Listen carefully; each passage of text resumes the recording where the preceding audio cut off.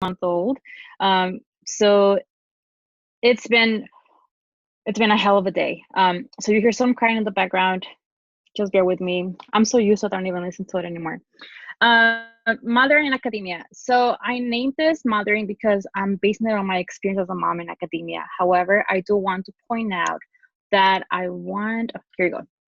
I want to talk about also about student parenting and students with dependents that might not be your biological kids, maybe your nephews, nieces, cousins, etc., and people that are caregivers in academia. So maybe you're taking care of your dad or your mom or your grandparents.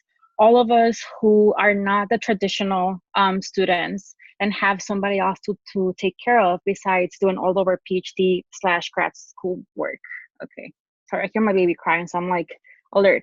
I want to start by sharing my story because that's how I got used to being a mom in academia, and I'll get to that in a minute. But I have this little quote right here that says, "You don't see the mothers," because when I was visiting PhD programs and going to open houses, I was asking everyone, "Well, do you have moms in the program? Do you have moms in the program? Have them in the program?" And then someone said, "Well, we do have someone with kids, or we have some moms in here, but you don't see the mothers." And once I started my PhD, I realized that they really don't see the mothers. Even when we're like right in front of them and we're telling them we're here, they don't see us.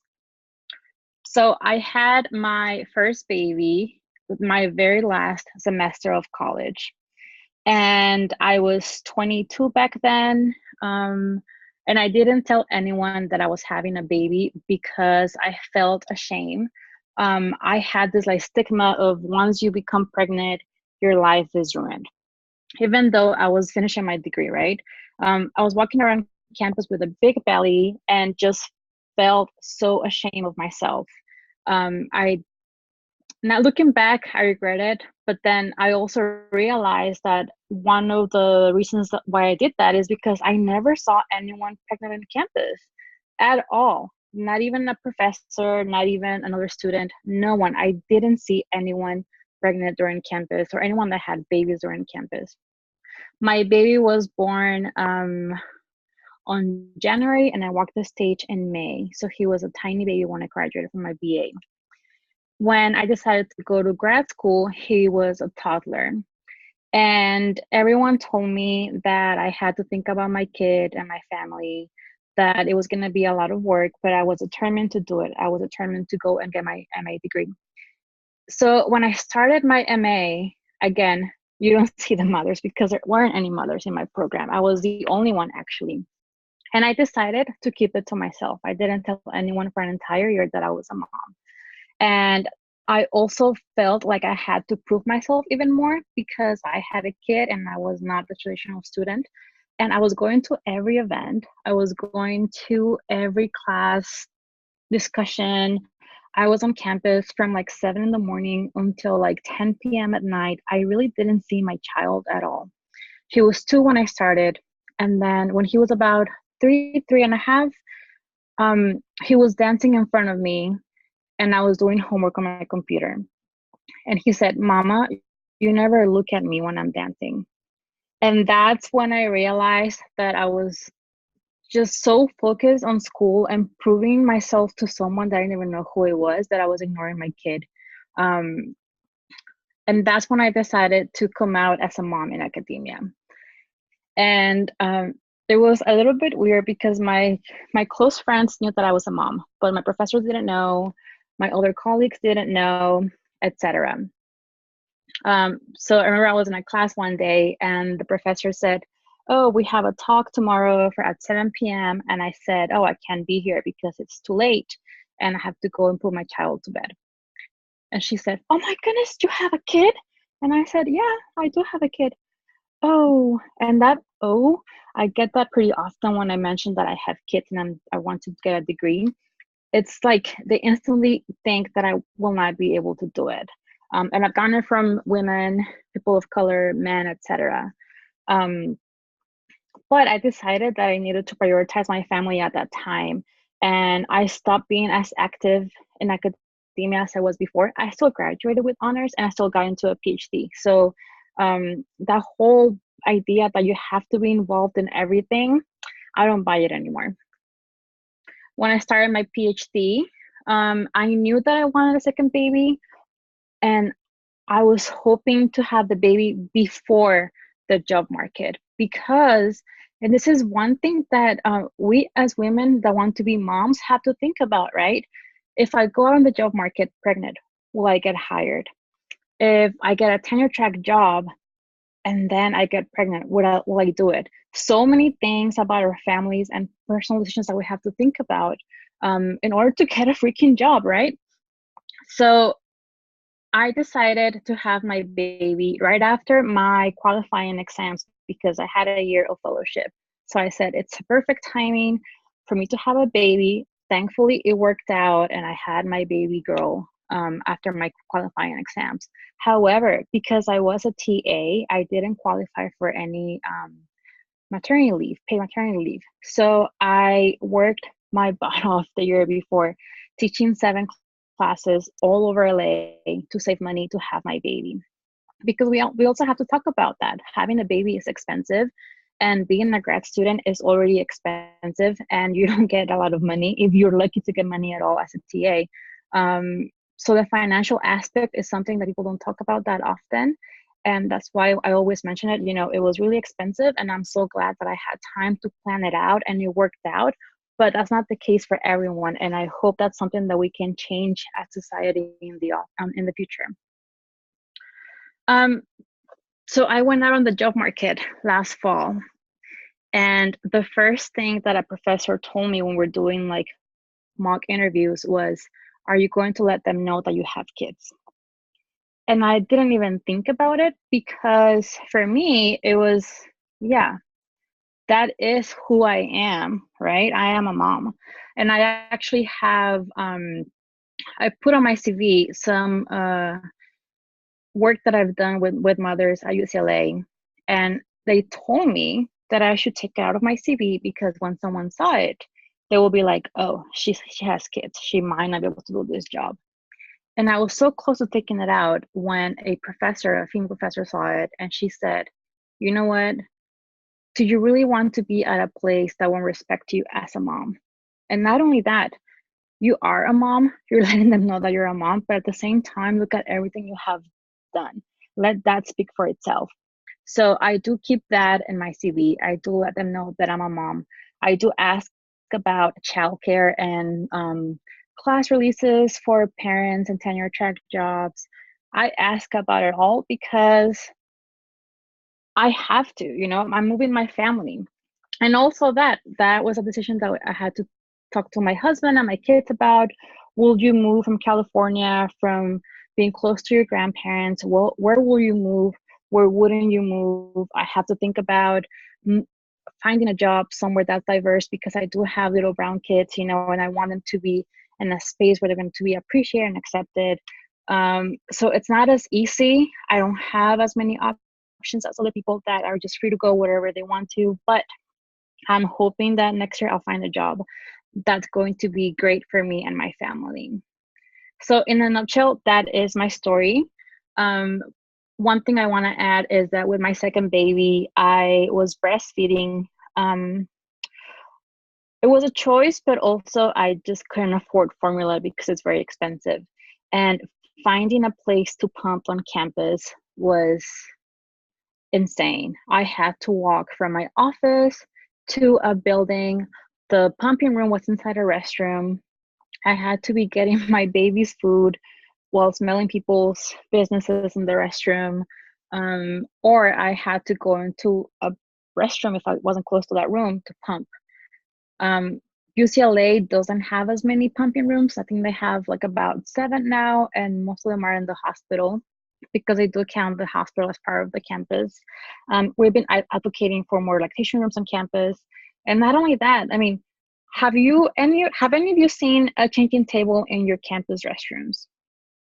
I know that I've seen about 3 or 4 in all of UCLA. So when I take my baby to campus, I have to think about that. Okay, do I have a place to change her? can she be on campus? USC last year passed a policy where they weren't allowing kids on campus for some reason. They stepped back afterwards because people started protesting, but some universities do not even allow kids on campus. It really isn't a space for us. And that's why, let me see, this is working. That's why we're always tired because we're always fighting to make space, right? We're always doing a lot of invisible labor as first generation students, as women, as people of color, as parents and caregivers. We're constantly fighting for a space, and that is very challenging and very tiring. There's also a lack of resources. People don't understand, from professors to colleagues to staff. We don't have spaces on campus to be with our families. Financial aid. One thing that I realized once I started my PhD is that the financial aid office wouldn't allow you to work more than a certain amount of hours. So all the TAs have to make exactly the same amount of income, and you cannot work anymore because the whole point of the TA-ship that I have is that you have to get your PhD. And I support my family. There's no way I can support them with my TA salary. So I was told by another colleague, well, if you work on the side, make sure it's not on campus, because once they know that you have another income, they will cut your fellowships.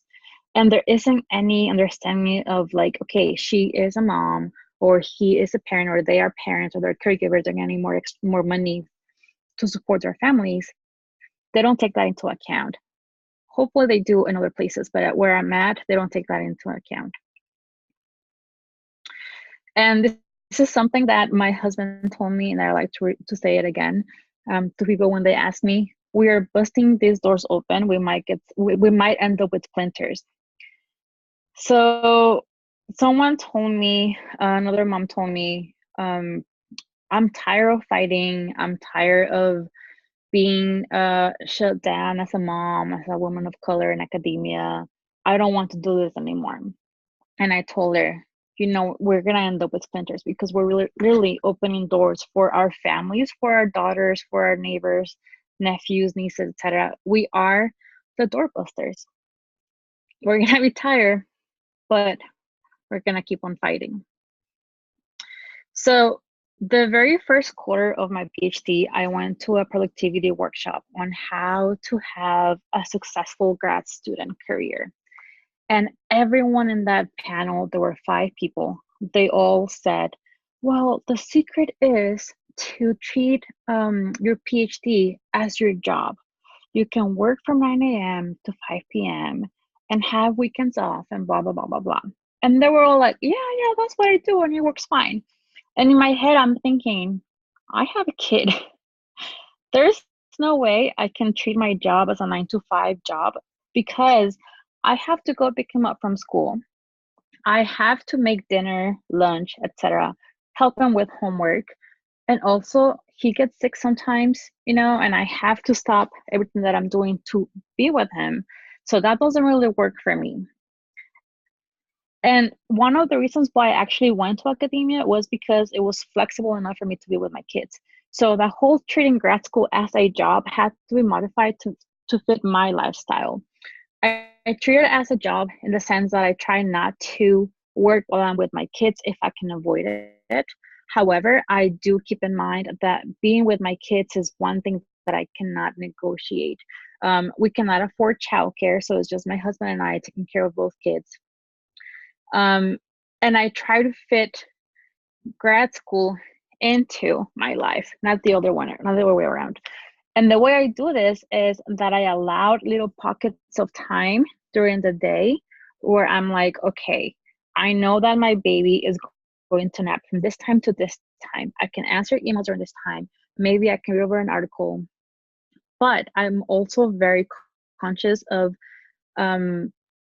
realizing that I'm not going to be able to work when they're here and they need me. Now that I'm hiding in my room, I'm okay. But my daughter will get in front of me, shut my computer, and demand my attention. And she deserves it, right? So I try to schedule the impossible by saying, okay, I need to be out of the house to work, or I need to be hiding in my room. I can work from this time to this time, and that's it, and try to do as much as I can during that time. And that's how I do my job, by finding pockets of time during the day. And I use, oh, another one. Well, I was gonna show you this one. No, I don't think it's here. Okay, I'll get to that one in the next slide. But I have to set my priorities straight. I have to put my family first, and I realized that in my master's program, because no one's gonna do it for me. And I have to make sacrifices, right? There is no way I can go to bed at 9 p.m., even though sometimes I want to, but that's when my kids go to sleep. And that's when I have the house all quiet for myself and I can actually work. I would love to go to bed early, but that's a sacrifice that I have to do in order to get my degree. And I know that. That doesn't mean that I work myself to the ground every single day, but I am aware of those sacrifices that I have to make in order to keep my priorities straight. So whenever I'm with my kids and I spend the whole day with them, I know that I'm going to have to make up that time for school some other way. And when I said the flexibility of grad school, that's the good thing, right? And I say this from my very privileged standpoint, because I understand that my situation is very privileged. I have a husband who stays at home most of the week with the kids. So because he's here, I can actually go to the library for the whole day if I need to, etc. But other mamas don't have that luxury, right? My mom went to college when I was a kid, and she was gone the whole week. I didn't see my mom at all because she had to work full time, and she had 2 daughters, and she had to go to school, and she didn't have any help. So it was just my sister and I at home the whole time while she was at school, right? We were fine. We grew up fine. But my situation is very different because of that, because I have my husband and my family close by to help. But the flexibility of grad school, I want you to think about it as not thinking about timelines. I know that when you enter grad school, they tell you, well, you have these many years to finish, or we're gonna give you this many years of funding, and that puts so much pressure on you and your family. But at the same time, you are not that traditional student anyway, so take your time. I mean, really, no one's gonna tell you anything. They might, just ignore them. And I do have some time management tips. So I went to another productivity workshop, not the one that I mentioned, but another one that I actually paid money to go to. And this person spent like a whole hour saying how they can only work from 9:30 until 1:30 p.m. And they have to be on their desk by the window with a specific cup of tea and a specific playlist playing in the background. That is great if that works for you. As caregivers, as parents, if you can have that, great. But most of the time I work whenever I can. I don't have a scheduled time, and if I do, that changes every week because I have to see if my kid has an appointment at the doctor or he has homework that I have to help him with, etc. So I really do work whenever I can. And what I do in order to stay on track is that I don't do it all. And when I say this, people get surprised because they have this image of just me accomplishing everything. That's not true. When I was taking classes before entering the writing phase of my PhD, I will do all my readings, the required readings. I wouldn't do the recommended readings. I will do as much as I could. I will do good enough papers that got me A's in classes, but I wasn't really killing myself because I just didn't have the time to do so. I'm still getting that PhD. I use the Pomodoro method because I have this tiny pockets of time during my day that working 25 minutes, which is the Pomodoro method, at a time makes so much sense to me.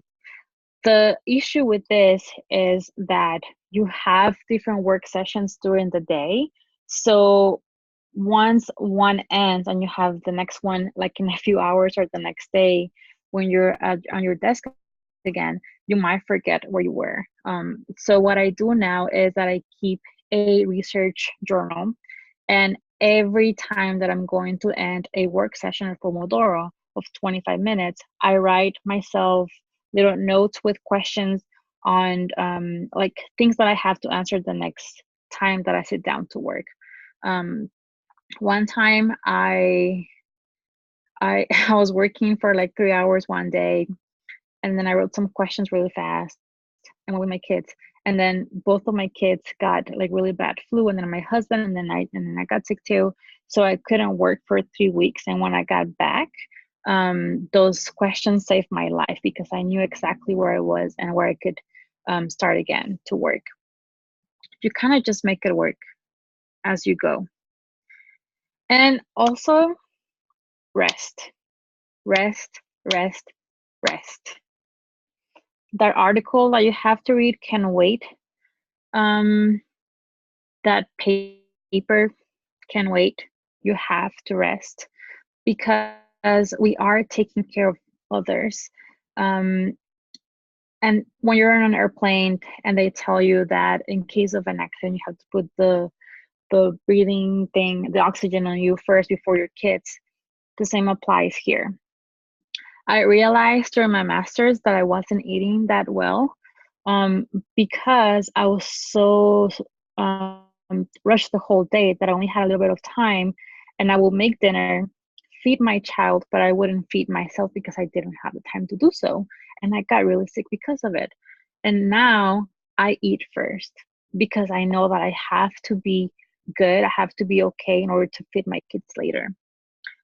And I'm also taking care of my mind because I am the breadwinner of my family. I am the one that supports them, which means that I deal with everyone's problems, right? My husband, my kids, um, and I don't really have anyone to talk to that's not them. And sometimes you need a little bit of help. So I take advantage of the mental health provider in my university. I have a therapist that I see every week that has saved my life many times because sometimes you just need a little break. One time when I was pregnant with my daughter, I wasn't sleeping well in my house, and I went to my appointment with him and I told him I just need an nap. And he said, I have a couch. You can nap for 20 minutes or more if you want to. I'll be outside.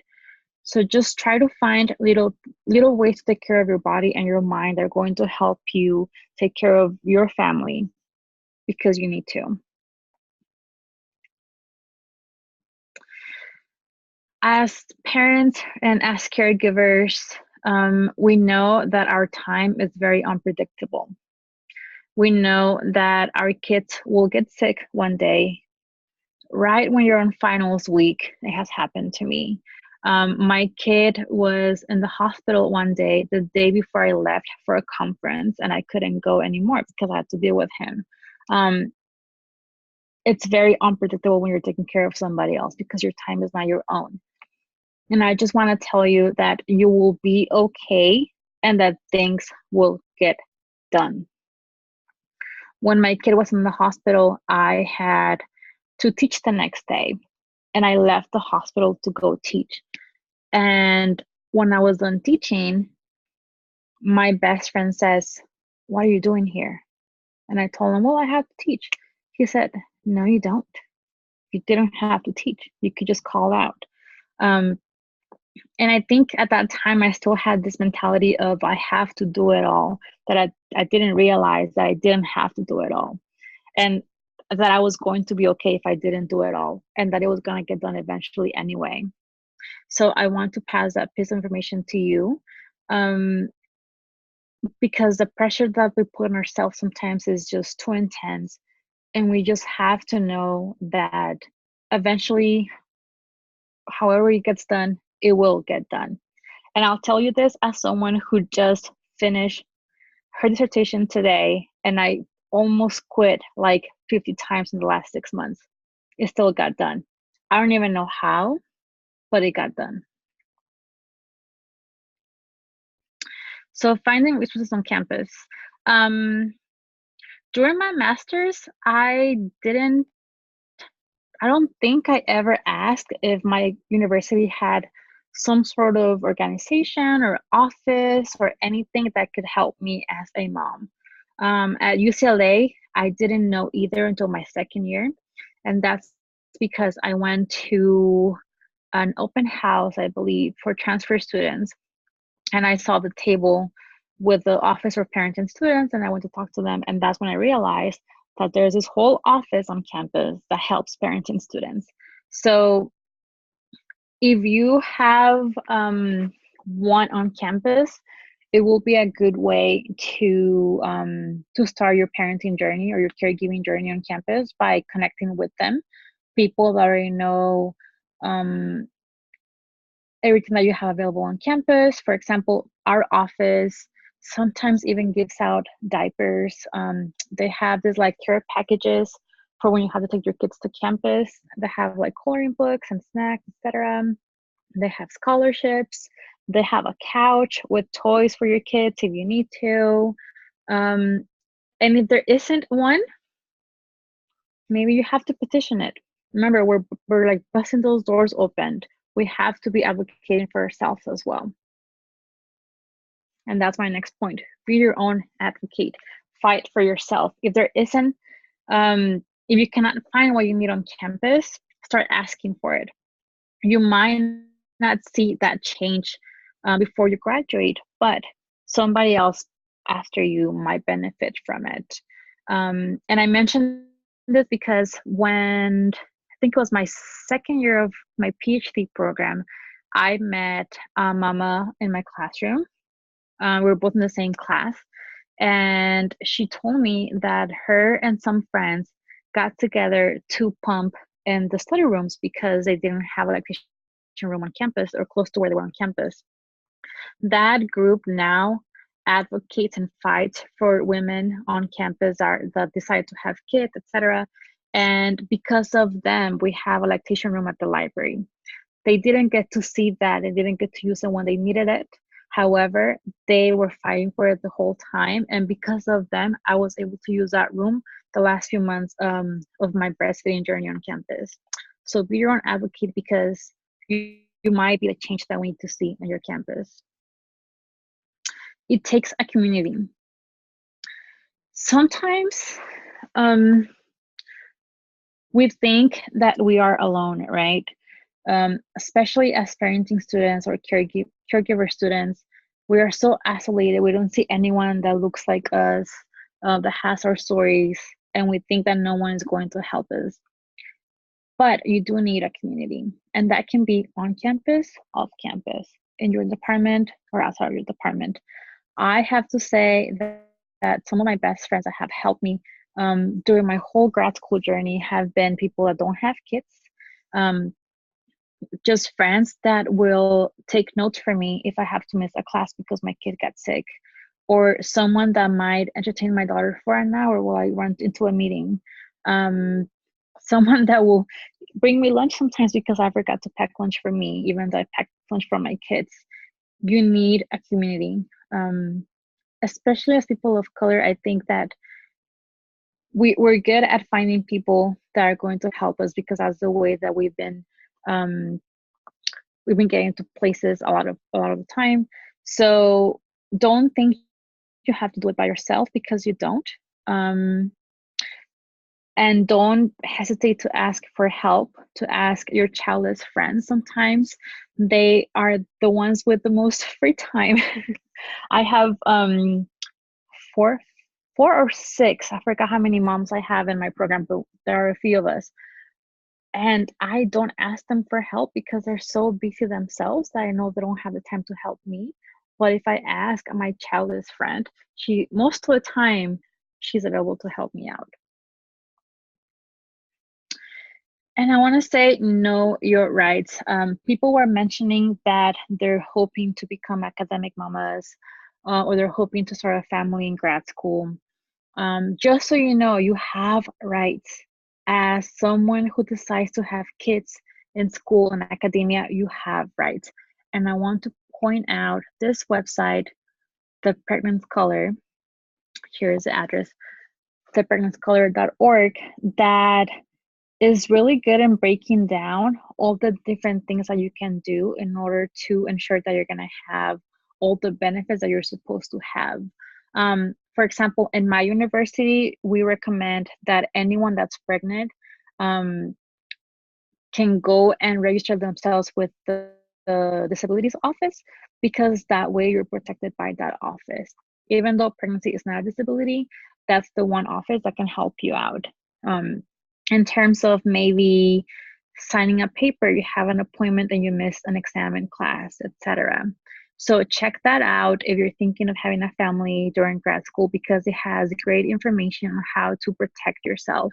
There are a lot of things that are illegal that people don't know. For example, if you are pregnant and you miss an exam, and the example that you use, you miss an exam, your professor cannot not offer a makeup exam, because that is your right. You cannot lose points for missing a class for being pregnant either.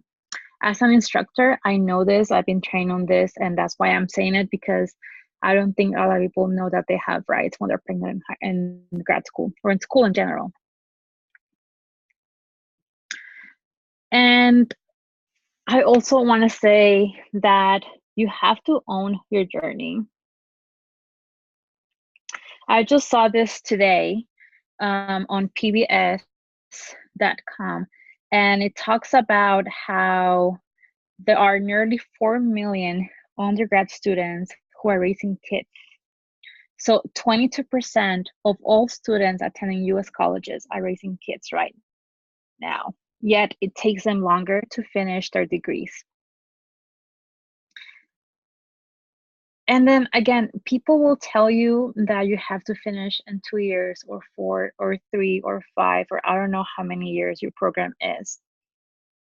That's not the case. That doesn't have to be the case. Because, I mean, if you had the support to finish in 3 years, you would. But as parenting students, as caregivers, we don't have that support to begin with. So we're going to take our time if we have to. And I have this quote from, it's a classic Mexican song, and it translates to, very roughly, you don't have to get there first. You just need to know how to get there. And that's what I tell everyone that tells me that they want to go to grad school and have a family. You don't have to get there first. You just have to know how to get there. Doesn't matter if it takes 5 years, 10 years, 8 years, etc. You just have to know how to get there. So forget about the timelines. Own your journey, however long that journey is, because it is yours and it's your family's as well. And think of them. You're being an example for them, for your kids. And also share your journey. We were talking about how you cannot be what you cannot see.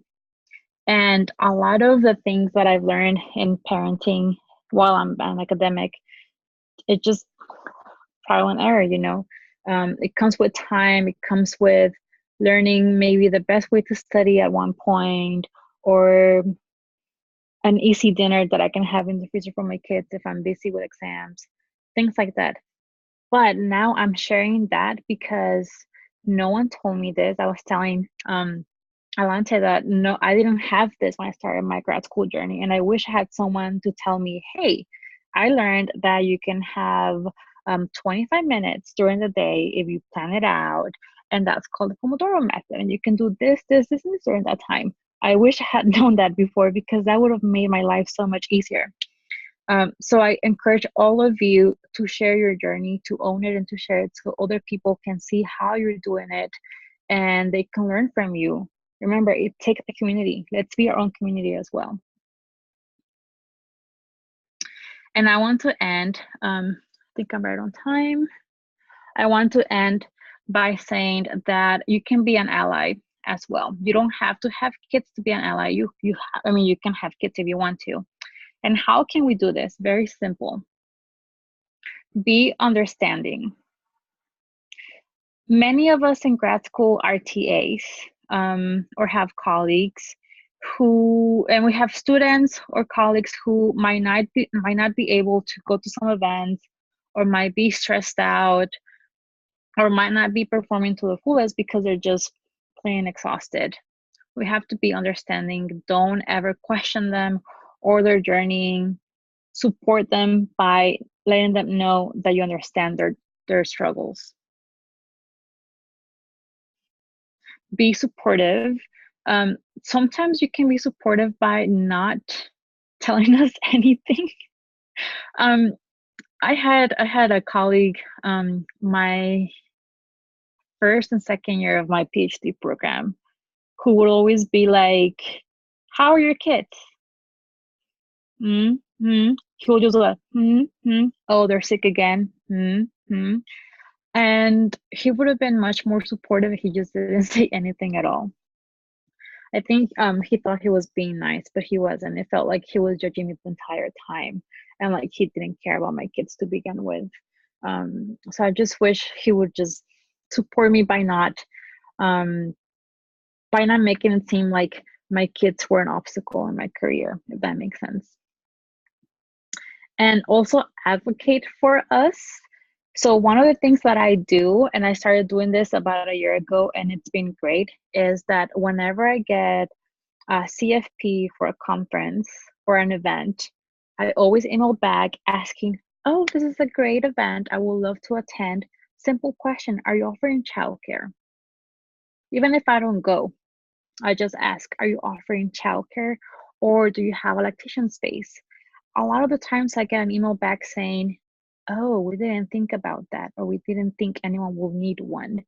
So just make it a point to be asking for us, to be advocating with us as well for those spaces.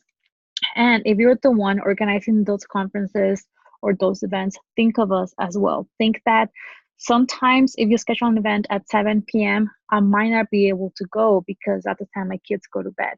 But if you do it at 12 p.m., then I'll be there for sure. If you have extra funds, offer childcare or offer just like a room for moms to be with their kids, or a changing table, for example. I went to a wonderful conference about 2 months ago, and they put diapers in the restroom and a changing table, and they had little toys for kids all over the place, and they hired someone to be playing with the kids. And it was just amazing to feel like I could be there as a scholar, but also as a mom. We don't see that often in conferences, and that's why I always ask for that, because I'm hoping to change that in the future so we can be there and be who we are with our kids without having to make it seem like none of us have a family or none of us can't have a family in academia. And I think I'm going to stop right here to answer questions if any of you have any. Here are my handles. Academic Mommy is where I share my life as a mama of two in academia. And Mommy Goes to School is my passion project that I just started last year. I was actually hoping to raise money for one scholarship last year, and I raised money for 3. So I helped 3 mamas go to school. And we're gonna raise more money this year and even help more moms to go to school. Okay. Any questions? That was so awesome, Maricela. Thank you so much. I mean, you gave me so much to tweet. Seriously, it was awesome. So your Twitter's crazy. I've tagged you in every single thing. While you guys are thinking of questions and writing your questions in the chat, I'm gonna just share my screen real quick for the giveaway, the last one of the night. Okay, I'm gonna stop sharing your screen for a second there. Yeah, that's fine. Okay. I'm trying to see how. Okay. For some reason, no, it's fine. I've got it. No worries about it. Okay. Continue. There it is. Okay. All right, y'all. Y'all know what it is. Y'all know what it is. It's time for the giveaway. So we're gonna do a giveaway yet again, and it's the same video every time. 90 minutes, and we're gonna talk about creating your goals and an action plan for the summer. And so, if you are like a mother or a caregiver, I definitely identified and resonated with that as I just finished my caregiving journey with my grandfather. And it was hard, and I used this session that I did with myself, the time I spent, to organize around trips and things. So like one of the columns that I have is just notes and events. So if I know I'm going to a conference, or I know this weekend I'm not doing any work because I'm going to be at home taking care of my grandfather. Those types of things I put in place. So if you're a mom or if you are a caregiver, you have like a family trip, or this weekend is, the game or the kickball game or the tournament, whatever it is, we put all those things into your plan so that you are knowing this is going to be a lighter week for my work, whatever my goals are, because I have to tend to something else in my personal life. And so this is a piece that has helped me organize myself. And also I've done this session with about 10 women so far to help them really just create a plan for crushing their semester. And so this is a part of the pre-dissertation support program I've created called the Scholar Circle. We have training sessions similar to ones like this during the summit. And I've had a couple in the past in the last cycle for the spring. So you have access to all of the past sessions if you join in the summer. I also released the podcast episodes early on there, like I told you before. And one thing that Maricela said is like, it takes a community. And that is really what the Scholar Circle, that is the aim, to provide us with a very intentional community in an informal community. I know there's other like formal things that are in place. Nothing really for the pre-dissertation, a lot for dissertation students, people who are about to graduate, but that those first 2-3 years of your PhD program, or also attrition for women and people of color is actually highest in those first 24 months of your program. And so the goal is to get you past that mark. And so you're on your way to dissertation phase, but you have support in place that you might not be able to find on campus. And so as you see with this virtual space, we can jump around and connect with one another very quickly, very easily. And that is really the goal of this program. And with that, I'm going to tell you all who the winner is. Okay, so we got 14 people. All right. And I'm going to use my random generator I've been using the whole time. All right. So happy you all been sticking it out with us. That was such a great session. And Maricela, do you want to start from the top or the bottom of the list? It doesn't matter. Or just the speaker picks the direction. Oh, okay. Let's do bottom. Okay, bottom up. 1, 2, 3, 4, 5, 6, 7, 8, 9, 10, 11. And the number was 11, by the way. Angelica, you won. You are the winner. So I will send. Yes, congratulations. I will send you an email for your session, along with Ranice and Crystalline and Daria and Shayna and Star, who I'm going to connect with Yusuf. So congrats to everybody for tonight. And with that, let's just go ahead and get to these questions. The first question I see is from Cole. Maricela, she asks, do you feel like others approach you differently when you share that you have a child as a woman of color? I feel this unnecessary guilt all the time. You may have answered this, but how do you handle those situations? And what are some things that people might say? Yes, I've seen this a lot. Back in the day, I will feel ashamed about it, like I shared during the presentation. Mm-hmm. Now I don't give an F. I'm at that stage where I'm like, this is who I am. You either take me or you leave it, right? One thing that I've been doing though, and this is more of like making them think twice about asking these type of questions, is asking them if they will ask a dad the same question. So for example, sometimes I get people that say, oh, you're going to another conference? What about your kids? So I always answer like, well, would you ask a dad that question? And they're like, oh, I didn't mean to offend you. Well, you did. And I just walk away. I don't give them a lot of my time because I don't have the time to begin with. So that was a great response, actually. That was awesome. Yeah, wow. I forgot my question. that was well, let me share that my first quarter of my PhD, a professor asked me that something similar, right? about my kids, and I didn't know how to answer back then. And I wish I had the confidence that I have now to let him know that I was very inappropriate to ask. Yeah, no, absolutely. Oh, Sarah says, thank you so much, Maricela. I have a good friend who is a twin mom in ABD. Mm-hmm. I'm sharing with her your website and social media handles. Yeah, no, absolutely. Twin. Oh. Oh, there's a beastie woman over there.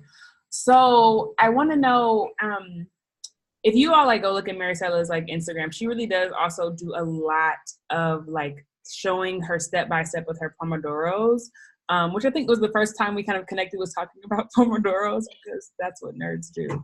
But tell us, like,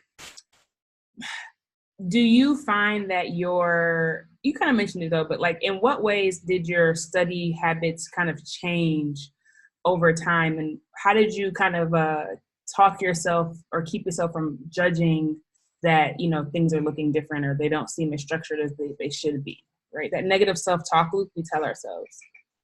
Oh, that's great, because my son was 7 when my daughter was born. Mm. So he will go to school from 8 until 2:30 p.m. and that's when I worked. That was my working time. When he got home, I didn't work. I didn't work on weekends because I was done by then, right? Um, Once I had my baby, I had a baby who doesn't like to sleep. I had a baby who's obsessed with mama, which means that I have to be with her when I'm with her. Um, and it took a lot of self-reflecting on what I wanted to get, where I wanted to get to, and how I was going to get there, because I realized that I had to change all my habits, right? From studying, from waking up maybe later because I didn't sleep the whole night, from finding pockets of time that I didn't think I had just because I had to. Um, and that's when I started to be kind with myself, because I had to. I had to tell myself, okay, you're gonna get there, you're gonna get it done. And if it doesn't get done, it doesn't get done. And that's perfectly fine.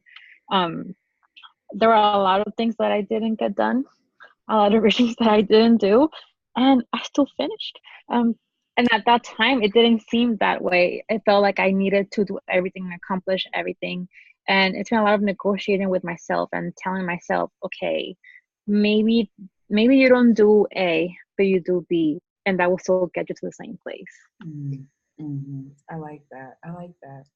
And thank you for that. I think another question, as someone who, my mother had me in college, so I remember going to classes with my mom, and she finished her bachelor's degree when I was 8. So like I was going to class with her for a long time. However, as someone who wants to be an ally and be a better advocate for other mamas, or if I was to become a mama myself, how can we help, or like what's maybe like a first step for, let's say, getting a lactation room in more than one location on campus? What would be the first step we need to do? The first step, I think, I will try to get Title IX involved, because it is a violation, right? You're supposed to have those spaces in place on campus, because it is a workplace. Mm-hmm. So not only us as students, but like staff have kids as well. They might be breastfeeding as well. So just try to get Title IX involved. That's how it worked for us. It took a lot of fighting. I'm not gonna lie. It's still a lot of fighting. The room that we have at the library right now is like a temporary room, and it's like a tiny office, very dirty, but it took forever to get that, so we don't complain as much, but we're still complaining. And just asking. For example, in my department, I mentioned that we're a lot of moms, and I know that we have open offices because professors, they're gone, they're emeritus, and they have an office that they don't use. So I just keep asking, hey, what are we gonna do with that office? Maybe we should do a lactation room there. Or did you know that you need one in this building? We don't have one. I was very surprised when I learned that UC Davis, which is a way, way smaller than UCLA, has over 45 lactation rooms. Wow. We have 8 at UCLA, 7 or 8, and I have 45. And I just don't understand why people don't think of these things when they're designing places. Because we're all of, we have to have that right to have a family if we want to, and that also means having that space to feed our kids if we decide to do it that way. Yeah, absolutely. Man, I'm still like, what? Because I've been to Right? UC campus, and that campus is not that big, and there's 45. That means there's multiple. Oh, and they have the best like program for parenting students. They have childcare available. They have a lot of help that other universities don't have. It's a tiny campus, as you mentioned. Yeah. Wow. And UCLA is like in a city, but I mean, a lot of schools, I'm sure, and we were even seeing the comments, and I would just go back and read some. People were like, see, I don't see clean pumping rooms, or they don't see baby changing rooms. Like I'll give CMU that we do have them. And someone is actually like, and I graduated from Smith, a historically women's college, and there's no baby changing rooms. That's, wow, women, it's a school for women, and you don't have the spaces for women who make babies. And then people saying they don't remember seeing them at the institution. They might have seen some at their undergrad. But yeah, that means there's a real problem. And I think that you're right also not seeing that. I have an advisor who had a baby, and like, I feel like the day after she had her baby, she was reading my paper, and I was like really like thrown off. Like, so is that the expectation of me if I have a baby, is that I don't take a break? Because I'm taking a break. Yes, I actually set my like automatic response on my email when I had my baby, saying I had a baby, I will back in this date. So you can email me until then, but I'm not gonna reply. And I didn't reply at all.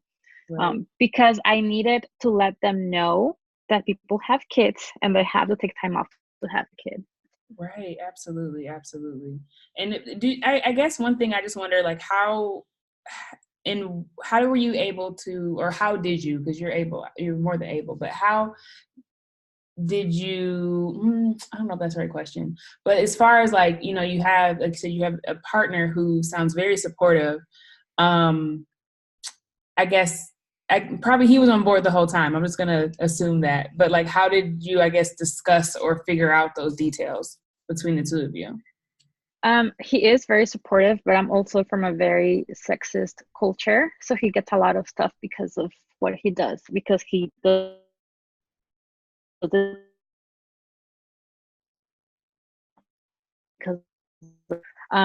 we had a conversation and we had to be honest on who was going to make more money and just what made sense for us at the time, our family, and it was more to run. So that's why we went with my career. It just came down to the money, to be honest. Hey, nothing wrong with that. That's good to know. Just, I'm sure if someone, is partnered and thinking about it, they want to know how they can navigate that conversation as well. So thank you for giving us that. Can I add? Sorry. Yeah, and the reason why we decided for him to stay at home with the kids is because my university childcare charges me more than my rent to take care of my kids. And there's a 2-year wait list as well. So just so you know, my university childcare charges $2,700 a month for infants.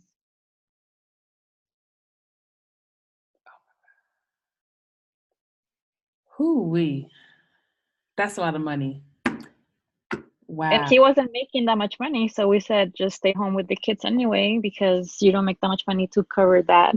So it just made sense. Yeah, no, I definitely, just for one infant. Mm-hmm. It gets cheaper when they're older because I don't know why, but I think kindergartners, they're charged like $2,200 a month. It's still a lot of money. It's still a lot of money. Wow. Well, thank you so much, Maricela. I know that you're tired. Thank you for pouring into us. We're so grateful. This was amazing. Oh, well, I hope it was helpful. I feel like I just rambled for an hour, so feel free to email me and contact me if you have any questions. All right. Awesome. Well, take care. Bye, everybody. I'll see you tomorrow. Bye.